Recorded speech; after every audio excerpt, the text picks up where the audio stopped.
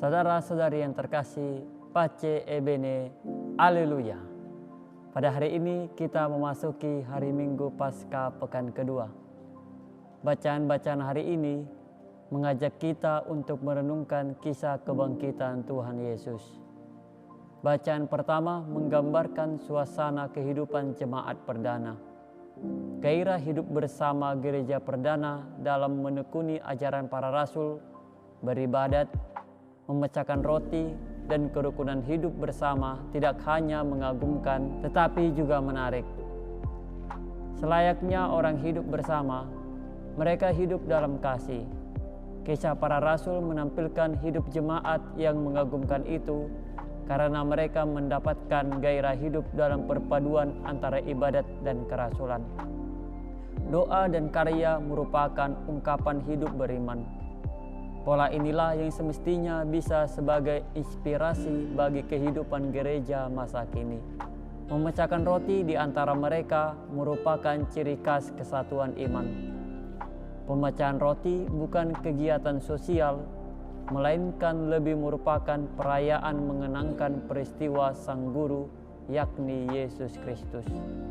Pemecahan roti tidak hanya mengingatkan masa lampau, yakni perjuangan hidup Yesus, tetapi juga mengingatkan masa depan mereka sendiri bersama Yesus mempersembahkan hidup seluruhnya bagi Allah dan sesama. Merasul merupakan hidup seperti para rasul, yakni memberikan kesaksian kegembiraan hidup bersama Yesus. Gairah, keberanian hidup, dan kegembiraan merupakan ciri hidup gereja yang mengalami kebangkitan Yesus Kristus. Dalam bacaan kedua, melukiskan iman Kristen akan kebangkitan Kristus sebagai dasar yang kokoh bagi perkembangan dan pewartaan hidup umat di berbagai tempat. Memang, gereja tidak terluput dari kesulitan. Kesulitan akan pengejaran bukan hambatan untuk hidup beriman. Dalam kehidupan gereja perdana, timbul harapan akan kedatangan Kristus yang telah mulia. Harapan ini tidak pernah padam.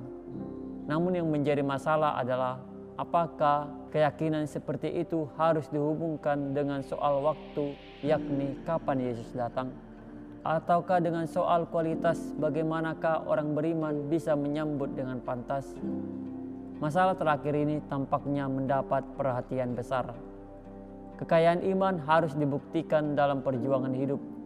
Juga kalau kehidupan harus disertai dengan penderitaan. Kehidupan Kristen bahkan akan bersinar cemerlang di dalam penderitaan itu. Gambaran yang digunakan ialah emas dalam api. Hanya emas yang murnilah yang mampu bersinar indah dalam bara api. Bahaya yang mengancam iman Kristen tidak hanya datang dari luar, melainkan kerap dari dalam diri orang beriman sendiri. Penulis surat pertama Rasul Petrus mengingatkan peranan para nabi yang berani berdialog dengan sabda Allah.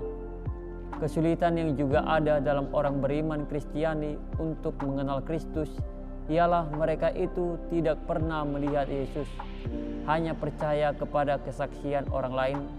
Akan tetapi, bahaya itu bisa diatasi bila orang yang memberi kesaksian itu betul-betul meresapi Kristus dan mengejawantakan cita-cita serta semangatnya yang mau merangkul semua orang yang dicintai Allah. Injil yang kita dengarkan hari ini mau menjelaskan kesulitan yang timbul di lingkungan para murid Yesus sendiri dengan pengalaman kebangkitan guru mereka, yakni Yesus Kristus.